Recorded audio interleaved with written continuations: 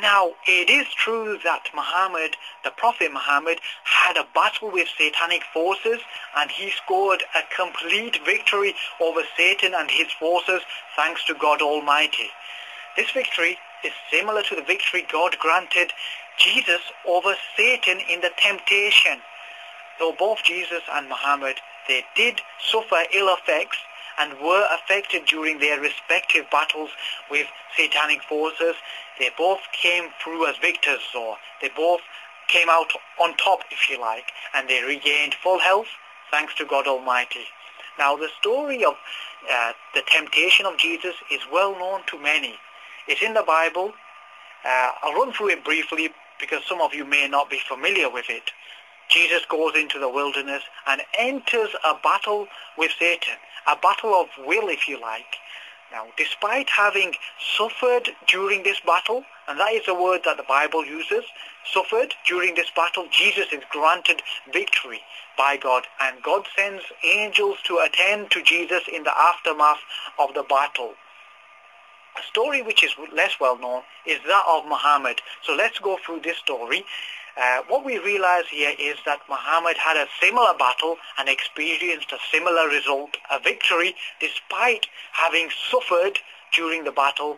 He too, Muhammad, also had angels sent to him to support him, similar to the story of Jesus.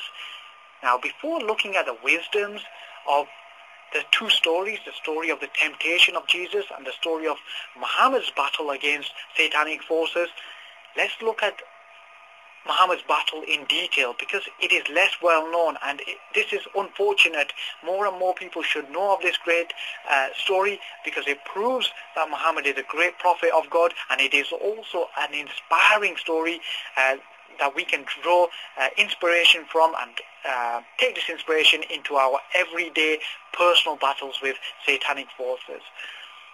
This story is found in the ahadith sources, and once we study these sources, we realize that Muhammad was affected by satanic forces, magic or bewitchment, if you like. He was affected to the extent where he started forgetting details of whether he had visited his wives or not. Thus we realize that this story teaches us that Muhammad had been affected by these satanic forces in a minor way, so he was suffering. He suffered similar to the way Jesus suffered. However, just like Jesus, Muhammad remained steadfast. He did not panic. He actually prayed to God and asked for God's help. And God helped him. God sent two angels to him, just like angels were sent to Jesus. God sent these angels to him in the form of a dream, a vision, if you like. And these angels told him of what he was suffering from. They told him of the location of the source of this satanic force, black magic, and they also told him of the specifics of this source. And Muhammad was cured immediately.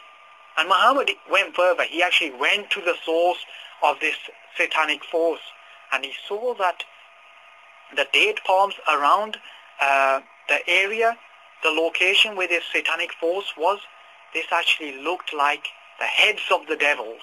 You see, Muhammad scored a complete victory against satanic forces. He did not even need to destroy this source, because Muhammad had been cured by God immediately. And we also realize from this that Satan has no power against God. Satan has no power against God. What a fine teaching. You see, this story should be taught to children around the world. The benefits or the wisdoms and the teachings that we gain from these two great stories, the story of Jesus and the story of Muhammad's battle against satanic forces, are thus. Firstly, we realize neither Muhammad or Jesus is God. Come on, let's use some logic here. God does not struggle against Satan or satanic forces. Both Muhammad and Jesus did struggle against satanic forces. So of course they are not God. Satan is not powerful at all. God is all powerful. Now, we also realize that Satan is an open enemy to mankind. Think about it. If he is the enemy of the Prophet Muhammad and the Prophet Jesus, then he becomes the enemy of mankind.